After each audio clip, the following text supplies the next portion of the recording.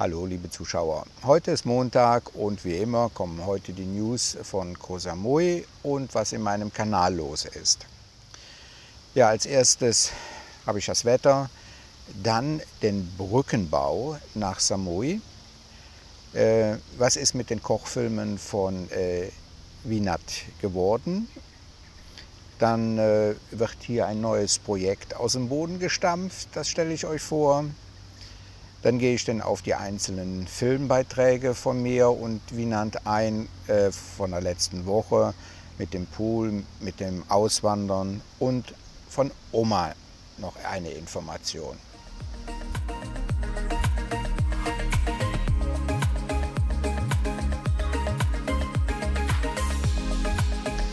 Ja, zum Wetter. Wetter ist eigentlich trocken.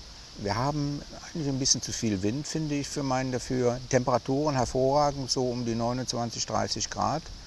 Kann man also sehr gut aushalten. Der Regen, wenn er kommt, dann kommt er immer. Der Wind kommt ja im Moment vom Westen her, vom Indischen Ozean.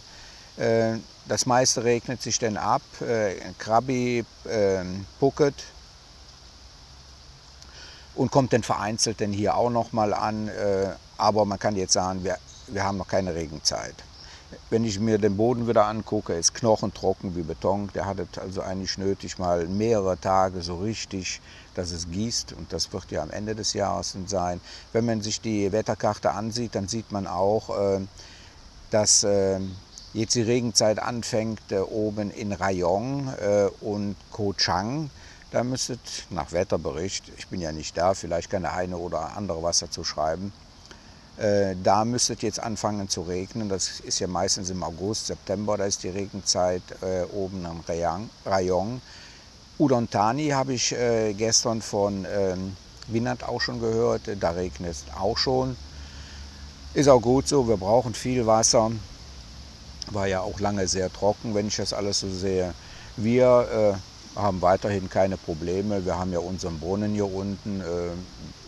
Wir haben zwar eingeschränkt jetzt, normalerweise mache ich also auch hier noch das Grüne, das Gras, das ich dann noch besprenkel. Wird aber jetzt nicht gemacht im Moment. Dann braucht er auch nicht zu wachsen und dann brauche ich ihn auch nicht schneiden zu lassen. Also das Wetter ist toll. Unten das Wasser ist pipiwarm. Mindestens 28 Grad. Wir waren gestern noch unten gewesen mit Jam. Ganz schön, also eine Abkühlung ist es nicht. Angenehm, aber Abkühlung, da müsste man schon ein paar Eisklötzchen reinlegen. Ja, Brückenbau. Das war ja vor einigen Monaten ein großes Thema. Ging auch durch die Presse, habe ich auch mal was zugesagt, dass ich mir das nicht vorstellen kann, dass die Thais das auf die Reihe kriegen. Das ist ja ein Riesenprojekt, aber es läuft weiter. Diesen Monat wird eine Umfrage gestartet hier bei der Bevölkerung, was die davon hält. Ich glaube, das ist den Politikern sowieso egal, das ist eine Höflichkeit, die ziehen das sowieso durch. Die haben 7.500 Millionen Baht im Budget für die Brücke zu bauen. Ich habe da jetzt hier mal ein Bild, hier seht ihr ja, nicht direkt nach Samui, sondern da wird erstmal eine Brücke gebaut und dann kommt ein Tunnel, damit die Schiffe also auch noch da durch passieren können. Und dann geht es zur Insel Koh Tan. Diejenigen, die da unten schon mal gewesen sind, die Nachbarinsel ist die Schweineinsel. Da werden sehr gerne die Ausflüge gemacht. Dann geht es da durch die Insel Koh Tang und dann kommt man unten im südlichen Bereich von Koh Samui mit einer Brücke wieder ans Land. Was ganz groß hervorgehoben wird, die Wasserversorgung wird dann noch besser und die Stromversorgung. Die Wasserversorgung haben wir ja eigentlich schon, da haben wir ja die Pipeline und Stromkabel haben wir auch im Meer liegen. Also es sieht so aus, dass sie das wirklich durchboxen wollen. Was ich dazu sagen kann, ich glaube schon, dass sie das durchziehen, aber das wird viele Jahre dauern. Wenn die Thais das bauen, wenn die Chinesen das bauen, dann ist das in 3 Monaten fertig. Nee, Spaß beiseite. Das wird natürlich ein absoluter Umbruch für Koh Samui sein. Ich kann mir vorstellen, dass am Wochenende viele Thais dann vom Festland nach hier kommen, um hier die Strände zu besuchen. Die Infrastruktur ist ja fertig eigentlich, der Straßenbau ringsherum. Die Restaurants, die Geschäfte, die werden wahrscheinlich ja dazu sagen, die sehen Geld in den, aber die Ruhe ist dahin. Ich habe ja hier unten die Hauptstraße, da wird man von hier aus ja die ganze Insel befahren, da werde ich also einiges mitbekommen, aber ich glaube die nächsten 5 oder 10 Jahre, das wird dauern, nämlich dieser Brückenbau und auch der Tunnelbau, das hat schon was in sich. Das geht nicht so schnell. Es wird eine Veränderung kommen auf Koh Samui. Für uns Insulaner, muss ich sagen, ist es ja auch schön. Man kann ja nicht nur alles negativ sehen. Mal von der Insel runterzukommen, in 10 Minuten ist man drüben auf dem Festland und kann dann hinfahren, wo man möchte, mal was anderes sehen als nur die Insel. Diejenigen, die meinen, die bekommen hier einen Inselkoller, fühlen sich wahrscheinlich dann besser, wenn sie da drüber zum Festland kommen. Was natürlich toll ist, dass man jetzt einen Ausweichflughafen hat in den Suratani. Wir haben ja hier einen Privatflughafen und da sind die Preise enorm hoch. Und dann könnte man wirklich von hier aus in ja, gut 1,5 Stunden am Flughafen in Suratani sein und da diese Inlandsflüge in Anspruch nehmen, die sehr kostengünstig sind. Das wird also eine große Konkurrenz sein hier zum Flughafen. Und auch Seatrain kann man dann vergessen. Die werden dann ja auch nicht mehr Don Sac hier Samui anfahren.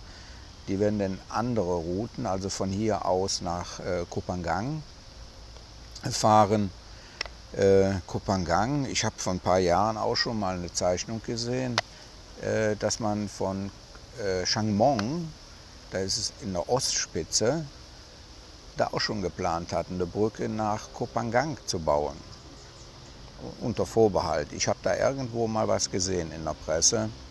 Also die basteln ganz schön daran, die Inseln zu verbinden, ja, um wirtschaftlich die aufzufrischen. Aber das Flair der Insel ist natürlich dahin. Das zum Brückenbau. Ja, die Wiener ist jetzt auch dazugekommen und ich wollte sie doch jetzt mal für die Öffentlichkeit fragen, wie es jetzt gewesen ist. Wir haben jetzt 2 Filme schon gedreht. Sie hat also viel Spaß dabei gehabt. How you find it to cooking in front of the camera? It's good. You like it to do? It's difficult in front of the camera. Yeah, a bit difficult because I don't know how to explain. It's difficult. Like you cook normal, you do what you like, but when you do with the video, you have to, have to think more. But I like to do it. Try to do better. Also sie liebt das schon, ist aber neu vor der Kamera das zu machen. Normalerweise, wenn man kocht, da macht man sich keine Gedanken, aber da muss man ja die Einstellungen dann ja auch wechseln. Da muss man auch dann schon mal was wiederholen und das ist dann eben halt neu. And you think you want to make more of them? Yes. And we think to make a new kitchen down here to have more space and nicer with all the view. Can you say what you say before in Thai? In Thai, you have to answer. You have to ask me in Thai then. Yeah. Jetzt haben Sie gerade gefragt, kannst du auch nochmal in Thai sagen für die Zuschauer? I have to talk to your part too. แกถามว่าทำอาหารครั้งแรกรู้สึกเป็นยังไงก็เลยบอกแกว่ามันก็ยากอยู่ที่จะทำอาหารเราก็ต้องอยู่ที่กล้องเราก็ต้องมาตัดต่อมันไม่เหมือนว่าสมมุติเราทำอาหารอย่างเงี้ยเราอยากทำเราก็ทำอยากใส่อะไรเราก็ใส่ไปแต่ถ้าทำในวิดีโอเราก็ต้องรอก่อนอย่างนั้นอย่างนี้แล้วก็ต้องมีก็ต้องใส่แบบว่ากี่กรัมอะไรอย่างเงี้ยมันก็ยากนิดนึงเพราะปกติถ้าเราทำกับข้าวเราจะทำอะไรเราก็ทำไปเราจะใส่แล้วก็ใส่ไปแล้วก็เติมตามชิมตามรสชาติแต่ถ้าสมมุติว่าเราทำในวิดีโออย่างเงี้ยเราก็ต้องอันนี้200 กรัมนะอันนี้1 ช้อนชา1 ช้อนโต๊ะแต่ตามหลักเราทำอาหารเราไม่ได้ทำอย่างนั้นใส่อะไรก็ใส่ไปจบ Ja, und dann hatten wir nach 2 oder 3 Tagen gesehen, sie hatte insgesamt mit den 2 Filmen 10.000 Klicks. Und das hat sie natürlich bestärkt. I say, after 2 or 3 days, we saw you become altogether 10.000 clicks. And that might make you proud. Und das Yes, macht thank einen, you very much. macht einem natürlich auch stolz. Und dann haben wir dann so ein bisschen gedacht, was können wir da noch ändern. Und dann kam sie dann auch mit der Idee, hier unten haben wir ja im Barbecue-Bereich, da haben wir ein Barbecue schon stehen. Ich sage, wenn da jetzt eine Küche eingerichtet wird, dann wäre das ja perfekt hier unten, weil die Thai-Frauen, die lieben es auch, eine Außenküche zu haben. Also the Thai women like it also to cook outside, the Yes. outside kitchen. Yes, because sometimes we cook stinky food, Thai food, so it's not bother in the house. And also I get a recommend from my friend in Holland. She say, why you don't do it outside? You have beautiful nature. So we get her the idea. Ja. My eyebrow. Was wir denn noch brauchen hier unten, das ist eine Kochstelle und ja, ein Waschbecken. Aber das zeigen wir euch jetzt mal, wie das Projekt denn jetzt aussehen soll. Das hier ist der Barbecue-Bereich. Hier vorne steht ja normalerweise ein Tisch. Und dann haben wir so ein bisschen rumdiskutiert, wo was hinkommen kann. Da habe ich gesagt, da können wir zum Beispiel da drauf. Hier drauf kann zum Beispiel ein Waschbecken draufgestellt werden, haben wir auch schon im Baumarkt gesehen. Dann muss aber dann hier natürlich ein Abfluss gemacht werden, das Wasser muss angeschlossen werden. Und die Wienand, die kramt jetzt hier alles raus, weil man so gerne reinstocht und vergessen. Da sind noch viele Sachen, auch noch von meiner Ex, Dekorationssachen, die kommen jetzt alle raus. Das machen wir jetzt frei. Und dann müssen wir natürlich auf der Rückseite, da ist in 15 Meter Entfernung, die Wasserversorgung für draußen, für den Garten, da können wir natürlich das Wasser anschließen. Hier, wo die Sonnenkran lässt grüßen, hier kommt dann die Kochstelle. Und dann hatten wir uns vorgestellt, sie steht denn hier und dann haben wir den Hintergrund. Dann steht mein Schatz da und erklärt dann alles und kocht hier. Und dann haben wir auch den wunderbaren Hintergrund. Dann müssen wir natürlich da noch ein paar Scheinwerfer anbringen, damit das also hier im Frontbereich auch hell ist, weil das nämlich sonst überbelichtet ist vom hinteren Bereich. Und dann können wir dann anschließend hier auch den verköstigen mit einem wunderbaren Hintergrund. Das sind die Änderungen, die stattfinden werden. Ich freue mich schon darauf. Wir werden jetzt gleich die Sachen bestellen hier, Kocher und auch da den Aufsatz Waschbecken. Und lasst euch überraschen, wie es in den nächsten Wochen hier aussieht. Ja, danke schön für eure guten Ratschläge zum Poolbau. Auch wie ich schon gesagt habe, das ist erstmal auf Eis gelegt, wäre schön. Wenn wir das haben. Aber es ist immer schön, wenn man was hat, was man nicht hat.